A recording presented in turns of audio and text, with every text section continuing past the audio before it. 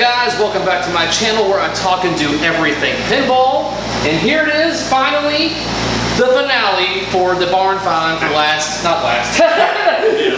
just did Last Action Hero, so for the Addams family. So here I am with Jason. Jason was with me in this video. We went, and if you have not seen this video, which I'm pretty sure you have, it's probably one of my most seen videos that I've had put out there.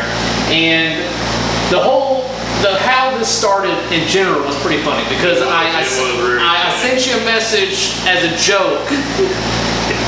Hey, here's you a sorcerer machine. I didn't think he would actually hook, line, and grab and go on with this, but I'm glad he did. But it was one of those things I did not anticipate this to happen from a single text message. And as a joke, I sent this image to my buddy Jason, and I'm like, hey, here's your good project machine. For all I was expecting in return was a simple LOL. That's really as far as I thought that conversation was going to be going.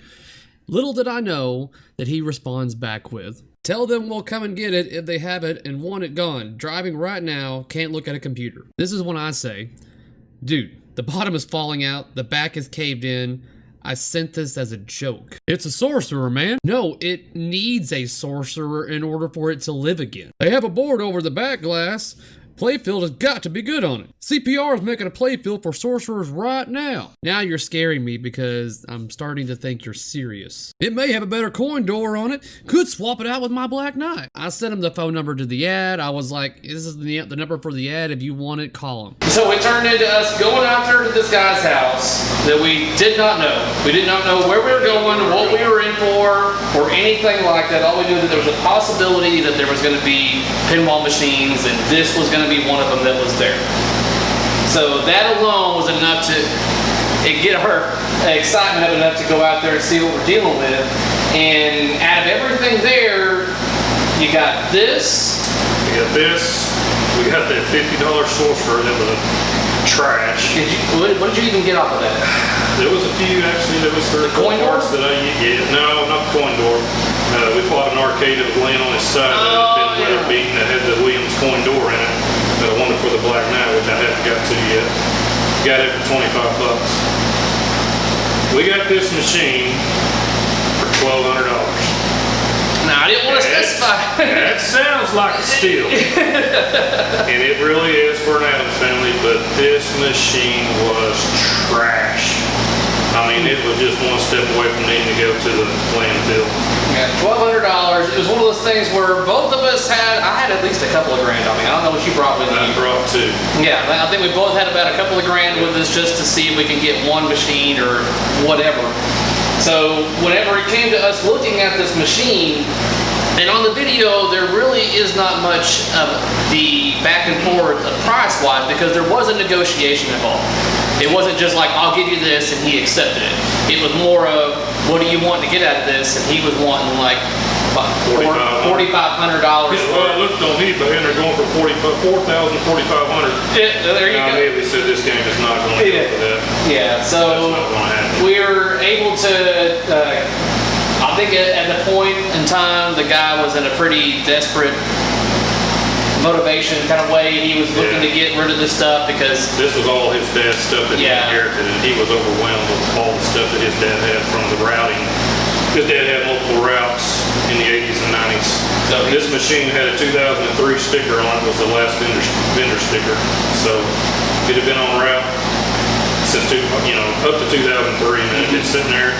We got it in 2018. Gosh, has it really been that long? It's been that long, man. No, it's been 2019. No, I'm sorry, 19. Yeah, I was like, we got it February of last year. Yeah, February of last year. So February of 2019, he got this machine. And now it is almost July of 2020. And a lot of this has been just us not being able to get it at the same time. This machine pretty well was done in November to December of last year. The only thing that I hadn't finished was doing the speaker mod. I've got some rocket claws 85 1/4 on both sides to help balance the sound.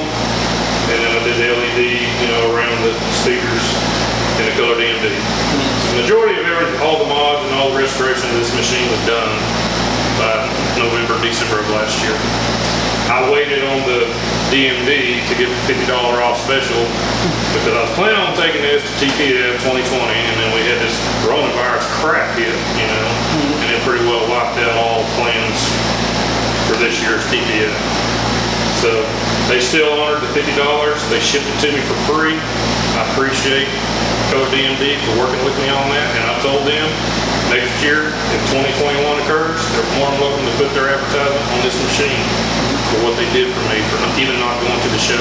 They still held to their show price special. I'm getting pissed the more I look at this machine because I'm trying to find errors. I'm trying to find where something that he might have missed, but everything is so damn clean that it's hard for me to find anything because these corners are just perfect and everything is just flat and got a sheen to it. It's a marvel.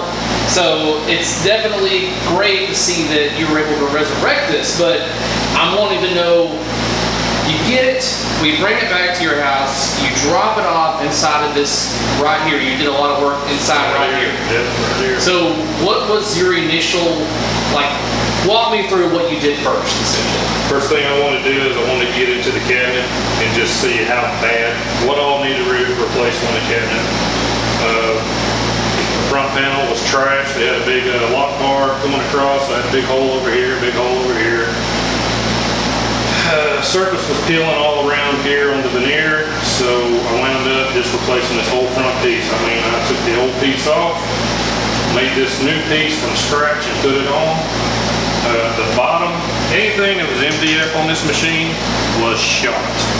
So the bottom panel is brand new, been replaced, and the MDF back panel on the back box is all new. And I gotta say hats off to Kevin Moore for doing the silk screen on the back of it. He did a phenomenal job. It looks beautiful. I'll have that definitely in the video for you to see that it looks standard factory, brand new, like it just came off the line. It is spot on for the silk screen. So like, you didn't redo the entire back box, just the MDF portion? Just the MDF portion on the back, and I reworked every corner on this pinball machine all over the place, because every corner had been knocked off, chewed off, rats chewing on it, I don't know. But every corner was rounded off, knocked off, so I had a ton of time just in the cabinet and the back box before I even started on the Playfield. And that's what took a lot of time to get this cabinet back right. So essentially you did the cabinet first, Did the cabinet and then you did the Playfield, and that's the method I tend to use as well. And that's what I'm doing with my project, is that I'm making sure the cabinet's all good to go, you know, one iron in the fire at a time. All right, so turn the AC off, so hopefully the audio will sound a little bit better. So where we left off was that you do the cabinet completely done first. Is that including decals? That was including the vinyl and everything, yeah. New vinyl all the way around. This is a Addams Gold vinyl. I went with the gold because I like the purple and the yellow contrast.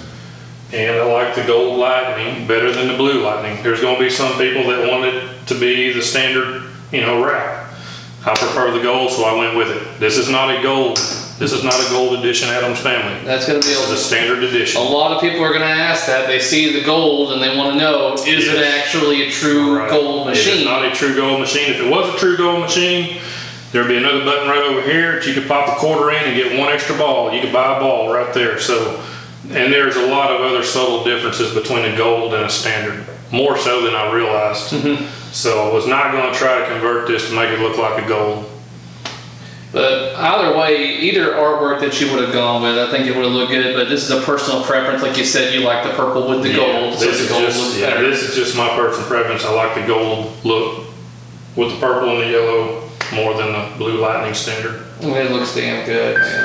So, like, after the cabinet's done, now it's time for you to start working on the Playfield. So what was your task and how did you go about tearing this down and figuring out what all that you were going to need to purchase and everything? Okay, first thing we knew when we looked at this machine, we had a screw sticking up out of the Playfield on the backside of the bookcase and the rotator bookcase.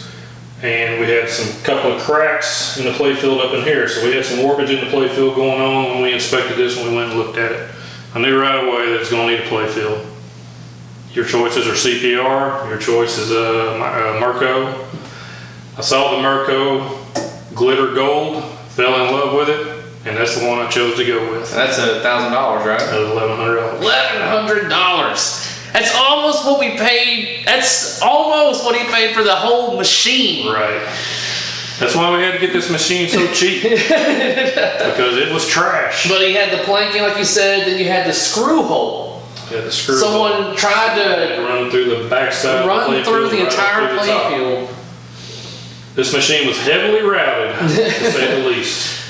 If you want to see the original playfield, I can show it to you right now. No, if you got the original playfield, yeah. And the thing is, guys, he could have easily just done some quick fixes and had a playable, working Addams family. He definitely had to redo a lot of the wiring and stuff like that, but he didn't necessarily need a new playfield. He didn't need a lot of new things on here, but when you have a title like this, you need to do it justice. And so here we have, we'll have to raise it up a little bit so we get it up here.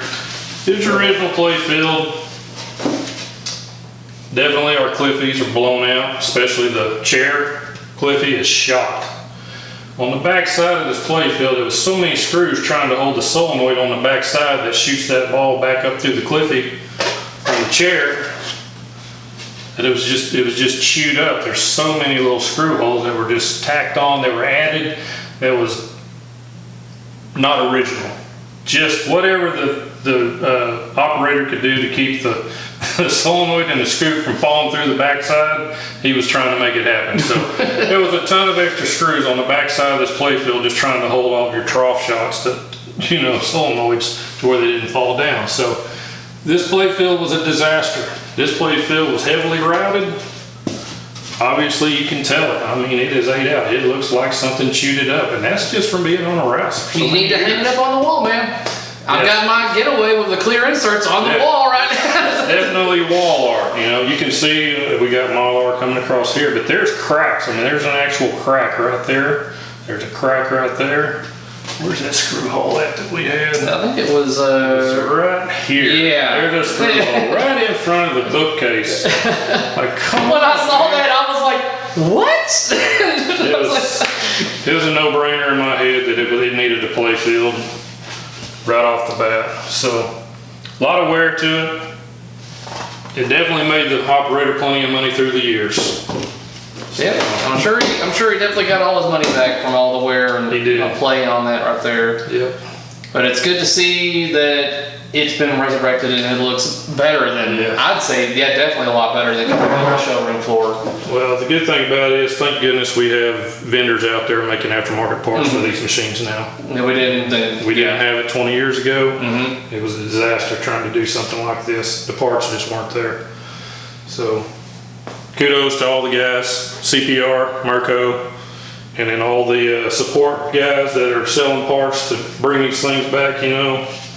It's just amazing how the pinball world is flipped around. Pinball Life. But you can list off everything. I ordered parts from so many different vendors to get this thing back together right. So, there was a ton of parts ordered. But it was an Addams family. It really deserved to be 100%ed in my mind. Oh, yeah. Without a doubt, it's definitely a game that I wouldn't mind having. I just don't want to pay the heavy price for it. But I was willing to get this title if you were going to pass on it. If he would have offered, I don't know, $1,200 and he wanted $1,400 and you would have backed out, chances are I probably would have been like, I'll take the $1,400 for it. But I was letting him have it, and I was like, I'm going to let him have this because this will be your first DMD title. This is my first DMD title. Yeah, so I was like, I wanted you to have it. This was my first ground up full restoration. Yeah. I've got nearly 250 hours in this machine. We've done Playfield swap and Centaur, Playfield swap essentially in black, the black hardtop and that one, Playfield swap and Centaur. But this is your full blown entire cabinet, everything done restoration. So it was one of those where I really did want you to get this game. So I'm glad that you were able to get it. I just didn't know how long it was going to take you, but you definitely had the motivation. You got it done. You were knocking that out, man. Yeah, it took some time, but it was worth it. I probably went more than what we offered, but I wouldn't have gone a whole lot more because I knew I was going to have a ton wrapped up in it because of all the stuff that needed to be changed out. Like I was ready to pounce at a moment where you were like, oh, I can't do that, and then I'm like, well, I'll do this much kind of thing. But I definitely didn't want to be like, no, man, no, I got this, or I didn't want to take it from you. I wanted you to have it. Because I already had projects anyway, so I didn't need this. I really did not want it because I was like, man, I've already got so much other stuff I got to work on. It was a month before Texas Pinball Festival, so I really didn't have the time to get it all worked out and everything. So once you got your new Playfield in, what were basically some of your trials and issues that you had with this assembly and then reassembly? What are like some of the things that were very much a showstopper for you that really stick in your mind? Right. The worst showstopper that I saw was I needed a secondary transformer wiring harness. The rats had gotten into this machine and they had chewed that secondary transformer wiring harness up. Thank goodness you had that getaway that you got that was a flood victim out of Houston, I think. Yeah, down there, yeah. And you used the Playfield out of it. Yeah. And I came over and said, dude, I need a harness bad. What about that get? I looked up the numbers, and the numbers are exactly the same between the getaway and the Addams family. So I was like, okay, let me call Cary, see if he's got that harness. We got that harness. Luckily, he had it in the game. Thank goodness, because that was 90% of the electrical that had been destroyed wiring-wise on this game by the rats. So got that in. Fired this thing up. I had to make a couple of small harnesses, like for the hand flipper that controls. There's a small board in there that goes from that secondary harness up to a special small board for this flipper to operate automatically without you touching a button when it does the hand flip. Yeah, when it has the opto right here. It makes the opto, the hand flips across to the swamp trough. So when that happened, all that harness is just like 4 black wires, maybe 6. All that I made, no big problem. Every bit of that was completely chewed up though, and that was my main worry. So when I fired this game up, I was scared to death that something was going to knock a board out. And thank goodness it didn't. Every board in this game worked when I fired it up, and I could not believe it. Really? Every board worked. That was not. That's definitely when you have the smoke test. Is what you remember the guy standing there? He goes, "Why don't y'all plug it in and see if it works?" We were like, "There ain't no way. There's no way that I'm putting power on this game after seeing what I saw." like, well, we can plug it up. No. No way. I see nothing good coming from that. Thank goodness the harness on the Playfield, there was only 4 wires that I had to repair. I mean, I could not believe that the harness in that Playfield was perfect. 4 wires, that's it. So this game was really turned out to be better as far as not having to do wiring harness repairs by far than what I thought I'd have to do. Thank goodness for your harness. Okay. What about mechanically, where they're like, as anybody that's put a brand new Playfield into the machine knows that usually the holes are not typically where you'd like them to be. Where were some key points where you think that the cutting was just like a millimeter or 2 off or anything like that? Any issues with that? Yeah, spot on. Really? I'm super impressed with Mirco and all their dot dimpling for all the screws. There may have only been 2 or 3 that I moved just a tick, but for the most part, this Playfield was spot on. Sweet. I mean, I was impressed. I was really surprised. I was like, they did a good job. Thanks, Mirco. Yeah, because I had some issues with my getaway where I was like, that doesn't even make sense. I remember that. Yeah, I was like, I think it was on your kicker, right? Yeah, my kickers and like where they and the dimpling. There's certain things where I'm like, no, that wouldn't work. But I got it to go. So, what are some of the mods that you've done for this title? The mods that I've done to this game, I had my son paint the chair custom. I went and got me a $7 polar bear. Put me a $7 polar bear on there. Is that the usual mod, or that just? No, that's just an add-on. Where'd you get that from? I got that from Northlands. Just some $7 polar bear mod from Northlands. All right. Of course, I made the plexiglass for it to bolt to and all that. Okay. So less than $20 in my polar bear. I bought the bookcase from a guy off of Pinside. This is a 3D printer. Took about an hour for him to make it. I think it's $25. There you go. It's a beautiful mod for the greed door bookcase. Every hole I've illuminated on this game. I've got an amber and red here so that they both flicker. I got my green here and I got my gold back here for the representing the gold in the vault. I went with the gold off color, so Got my twin barrels right here for the swamp with LEDs in here. I just used a couple. I don't think I've seen this ever before, so this is probably like I saw this on Pinside. Some guy had done something close to this. Okay, all right. I went ahead and painted my barrels to make them look green. They were originally black. Just kind of misted on some green, kept the original writing showing the radioactive and caution writing on it. So they didn't want to cover that up. The best mod that you can do, that I feel that you can do to an Addams family, by far, for gameplay, not for looks, but for gameplay, is in the trough of the swamp. You need to put an angled piece of aluminum in there. And I think Lee's mods, or Mods by Lee, is where I got that 60, I think it's a T6061 piece of billet aluminum, and it's a wedge. It's cut on a wedge, and what it does is when that ball goes in that swamp trough, it gets it over there fast to the lane to make the switches. So it doesn't delay gameplay. So these games, the Addams family has got to be level. If you don't have that wedge in there, this game has got to be so perfectly leveled for it to work right in this swamp trough. There's a lot of problems that occur with delayed switch activation in here. So definitely check out that mod. I think it's another 25 or 30 bucks. Not very much. These mods I did myself for the lighting, I was out like 15 bucks a piece. Those were from Comet. Didn't we do the flex bolts? Yeah, the flex strips. Yeah, that's from Comet. Frosted flex strips from Comet. You got rubbers from Titan. Got rubbers from Titan. All gray, right? All gray. This game is grayed out. It's got so much color on this Playfield. The gray just doesn't rob anything away from the Playfield. I'm very pleased with the gray. And that was Titan's recommendation. Yeah. Eric recommended the gray, and I think we were both kind of like, "Are you sure?" It's kind of like and he was like, "Trust me." I'm like, "All right, all right. Yeah, let's try it. Let's see." Very pleased with the gray. So gray turned out really good. Just because it's subtle, it doesn't take anything away from the artwork of the Playfield. It's just kind of there, but it doesn't scream at you. And one thing I didn't want to do is just totally purple this thing out like some people do with Addams family. I'm sorry, some people like purple. My preference is not just purpling out an entire Addams family. Don't go crazy with the mods. There's a ton of mods for this game out there, and you can mod the heck out of it.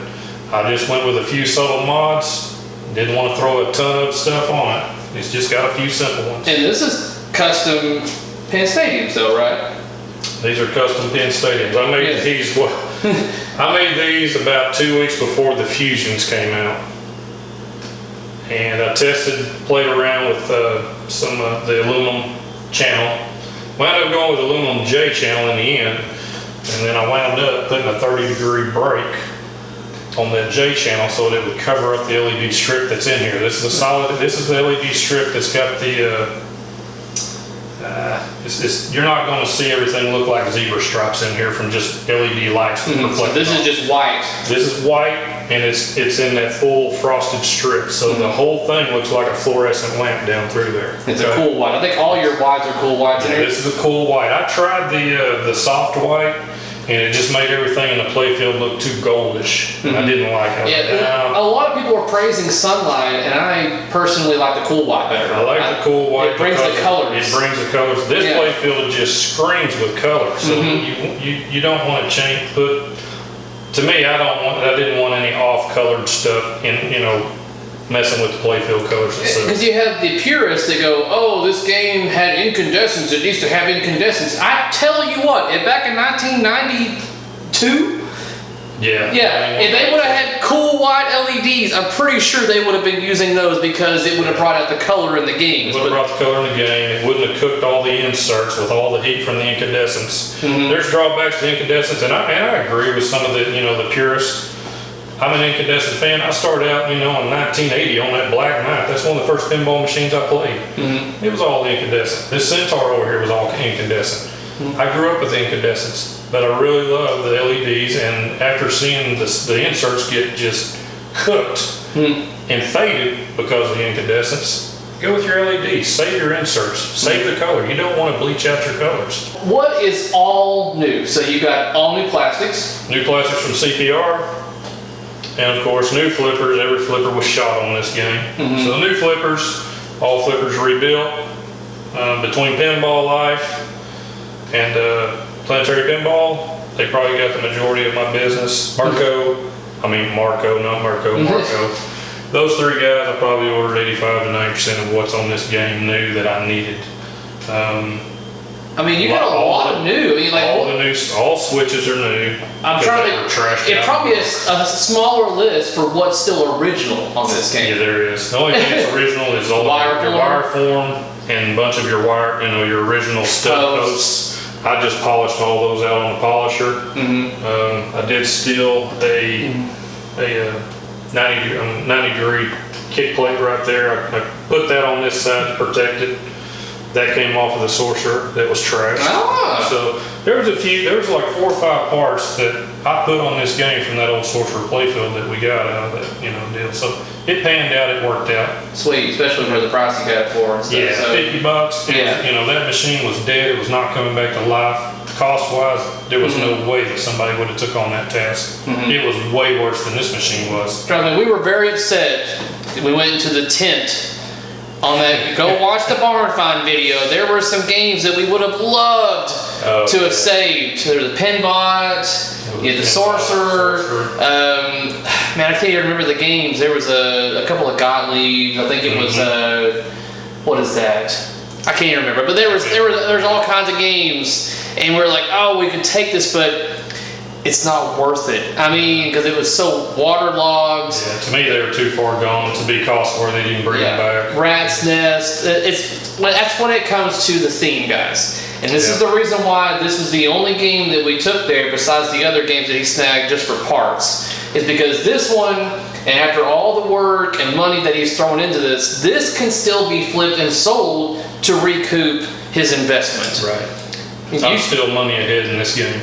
Raven. There was a Raven there. Yeah, I could have bought a Raven. Let's say a couple of $100, but the amount of money that I had to effort to put in for a new cabinet and new parts and everything, do you think anybody's going to want to buy a Raven for all the money in there? Like, even if it's fully restored, there's not a lot of people that want a Raven. Now, Addams family, there's a lot of people that want this title, and especially that looks the way this one does. It's a well-sought title. It always will be. It's one of the better pinball machines ever made in my mind. It's a 4-flipper game. There's shots at every flipper. And I'm going to say, the later model Stern, Iron Maiden is still one of my favorite pinball machines. But you haven't played Jurassic Park. Because it's a 4-flipper machine where it's shot off every flipper. You haven't played Jurassic Park yet. I don't want to hear your shit. Once he plays Jurassic Park, he's going to shut up about Iron Maiden. He still wants to Barney the dinosaur. I'll take my dinosaur and my turtles. I've got to play it. I shouldn't be bashing. Yeah, exactly. You'll probably change your mind. But anyways. So basically you've rebuilt the entire inside of the game. Pretty well. A good chunk of the cabinet. You've got, although you said don't purple, you do have purple underneath. You do have purple accent underneath and purple on the purple buttons. Yep. But no purple inside the playfield area. A lot of people like to light it up way back here. And it does look good if you light it back in here. But when it just comes everywhere, people can over purple everything. Just be careful. Yeah, purple is a big hit with a lot of people. I mean, I know it gives the machine a mood, and it's good. Just be careful with the purple. Yeah, a little goes a long way. It does. It does. And like for me, it's like I think, without doubt, one of my first machines, it was Spy Hunter. I think my whole GI was bright blue. Yeah. Yeah. And because I thought it looked really good. I was like, blue all over. It looks great. Little did I know, it looked okay. But my next Spy Hunter, I did a lot better. But like, so when it comes to lighting your machine, obviously to each their own. Right. But we prefer the cool whites because it really brings out the color of the game. Right. So I did go with CPR back glass that it just came out. And I was tickled pink because I wasn't going to have that trashy looking plastic trains light in a beautiful machine. When CPR announced this, I told Kevin more about it. I said, you want one? You both got one, yeah. He goes, yeah, man, order me one. I said, okay. I'll put it in order, we'll split shipping it. Yeah. So we both got our inked and mirrored back glass from CPR. It is absolutely beautiful. So you got the new ramps at TPF 2019. Yeah, Fantasy Starship is who had the ramps, and that's who had the topper. I didn't care too much for the stickers kit that came with the toppers, so I peeled the original stickers off ever so slowly off of my original, and put it on this new topper because the ink was so much better. It didn't look washed out. So that's your old stickers? Those are my old stickers on a new cloud topper. And then I stuffed. That's pretty amazing. Yeah. Yeah, I was afraid I was going to rip one of these. I took my time. Would you get a heat gun? What'd you do? I just slowly went, just cold. Are you kidding me? I went cold, and luckily I did not rip a single one. Wow. Transferred stickers. It looks a whole. How did you able to get it to stick back down? It did. It stuck. What? All the sticky transferred from the plastic and stayed on the sticker, believe it or not. There you go, guys. I got extremely lucky. And you got what, cotton through all? Yeah, I've got like a pillow stuffing up in here so that when the blue lights light up for the lightning, it kind of fills the whole cloud. Colored EMD, speaker light kit. Speaker light, yeah. That is a homemade speaker light kit. I think I got $9 in it.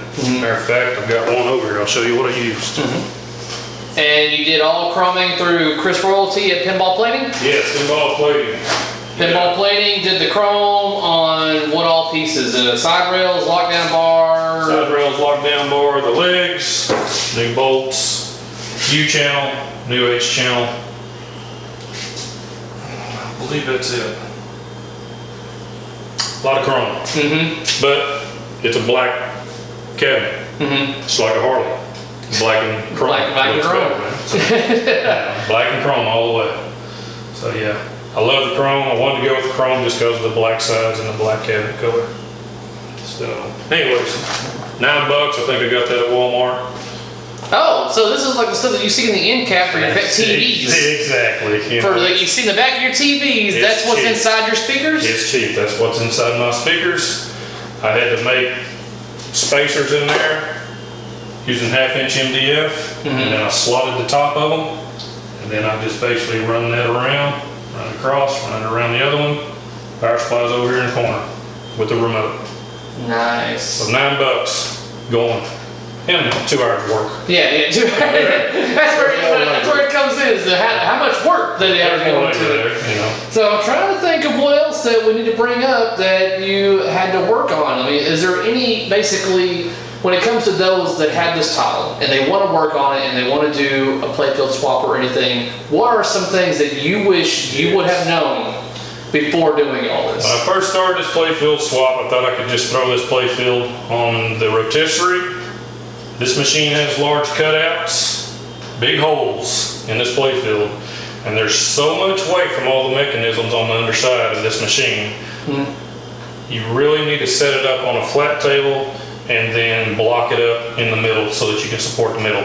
Because after the first 3 days, this Playfield was already bowing 3/4 inch, and I'm like, oh my gosh, I need to stop right now, and I need to get this off of the rotisserie, and I need to put it on the table. So I worked one side at a time, and the whole time that I did that, after I'd gotten it off the rotisserie, messing with just some of the wiring harness, I started throwing the mechs on there underneath. I started weighing this thing down. Be careful with your Playfield on these Addams families, because right across here, there's not a whole lot of support. That big hole right there, your toe tan. Yeah, toe tan. You gotta be careful with that because you got a big chunk missing out there. And this thing was starting to bow, and I was like, woof. Wait a minute here. We're fixing to get in trouble, and I don't need 1100. So this is like your new one was starting to bow. My new one was starting to bow. Oh. Yes. And it's just because of the weight. You know, these games from the mid and early 90s, they are stacked with toys in here. So all this stuff weighs a lot. So besides the weight issue and making sure that you have got good stabilization when working on this, what are some other things that you wish you would have known about? Wish I'd have realized how much metal there was to polish on this thing. It felt like I polished metal for 60 hours on this machine. I mean, a lot of metal everywhere on this machine. So, not so much that, you know, I was going to do it no matter how much it would have taken, but I just didn't realize how much more metal there was on this machine with the ramps and the rise of the ramps. So there was a whole lot more metal guides on this machine by far than what that Black Knight and what that Centaur has over there. If you took both them and put them together, that's probably about how much metal there is to polish on this Addams family. Damn. And you don't see half of it. Well, yeah, you got 5 pop bumpers. You got 5 pop bumpers here. There's a lot of metal to polish on the top side of this machine. It's worth the time, but it just takes a lot of time. Just like these metal, you know, your ramp entrance flaps. These are stainless steel. These are cut out of 10 thousandths thickness stainless steel feeler gauge material. So the ones that I got were already starting to rust. You know, they had the blue that had the I can't think of the name of it, but anyways, they were already starting to rust. They'd been in this shop for 1 month and they were already starting to get surface rust. And I was like, these are brand new ramps, man. This is not going to work. So I made sure that I changed these to stainless steel. Stainless steel on the shooter ramp, stainless steel on your plastic ramp. That is crazy. Yeah. You got me all concerned about the ramps I've got in my games now. You need to worry about it. Well, luckily they're in a climate controlled environment. Right. But still, it's something definitely to be concerned about. So all of your targets are brand new.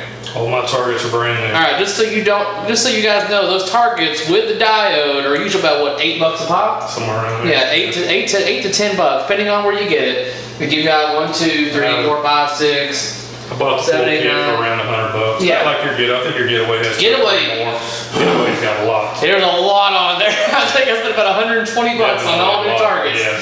That's the main target, you know, usage is on the getaway. It's got more targets than any other game I know of. So. Yeah, everything's pretty well new in here except for all the metal. All LEDs are from Comet, I believe. No, some of the LEDs are from Comet, but most of them are from Cointaker. Remember you bought that's right. The Cointaker kit from TPF. That's right. TPF. Okay. Yes, sir. Let's try to think. Is there anything else? Speaker light kit. The buttons right here. Is this a kit or did you do this on your own? No, it was a kit. I bought the kit at TPF last year for like $30.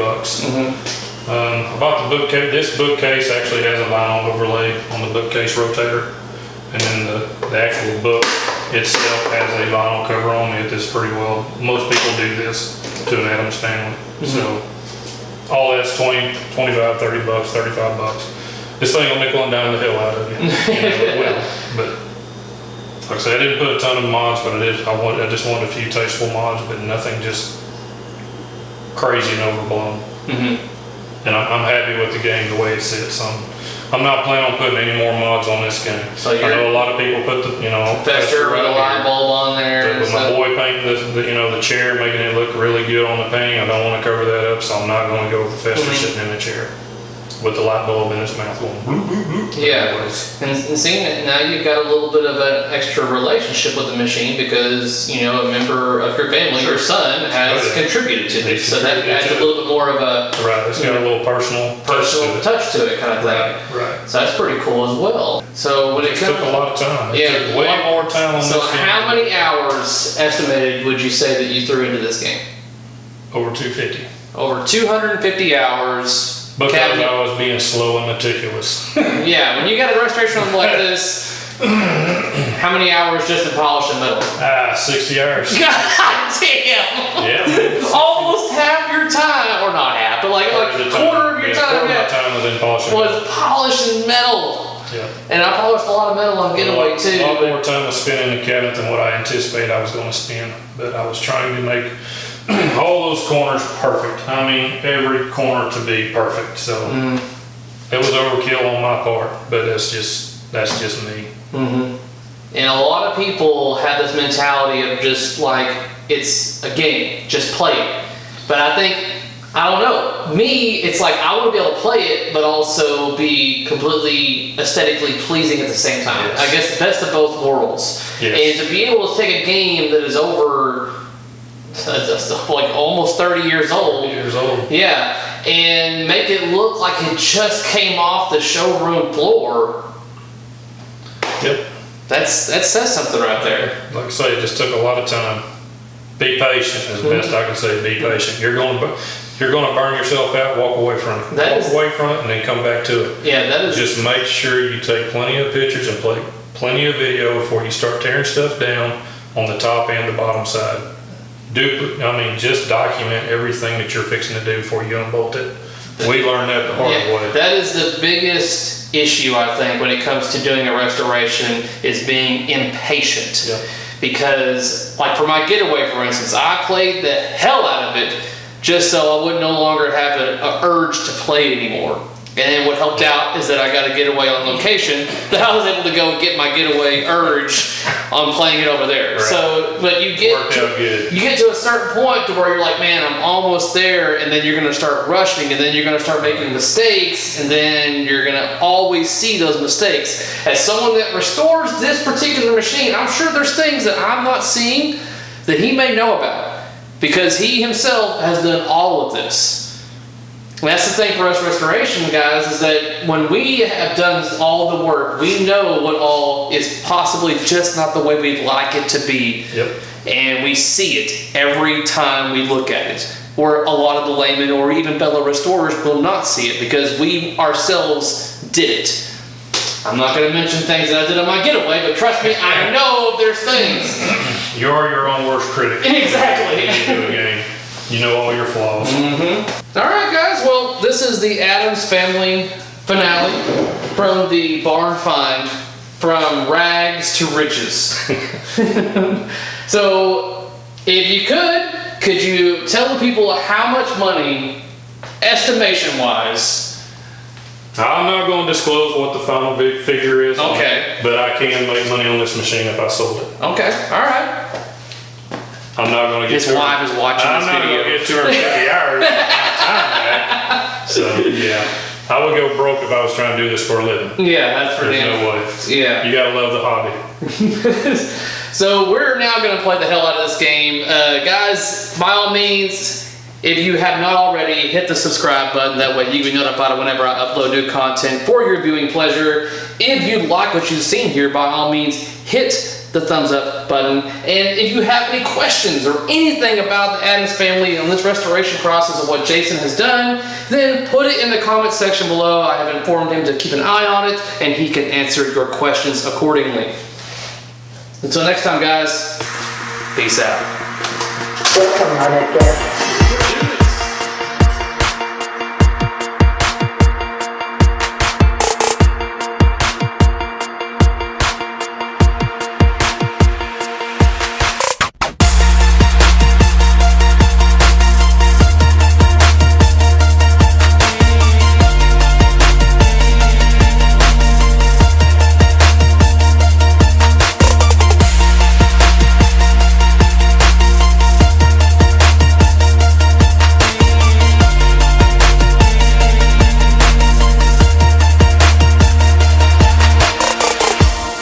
We are aware of a possible Addams family.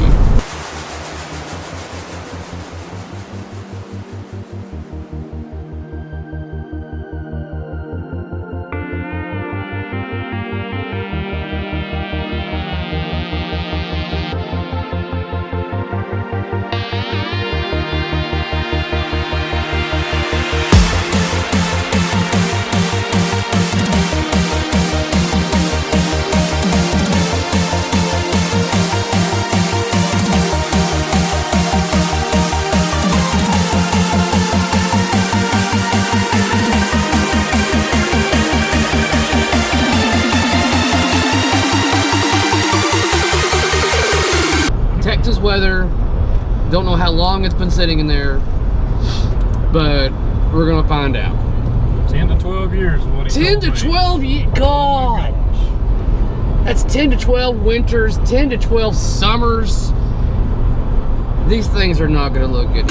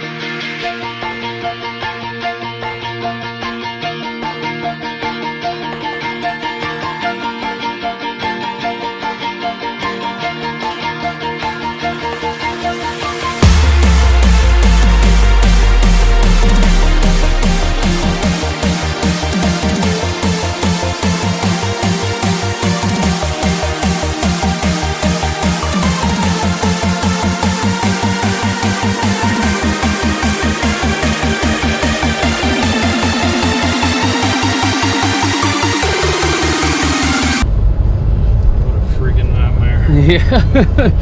Well, dude, you got yourself an A-list game. It's not perfect and needs a lot of work.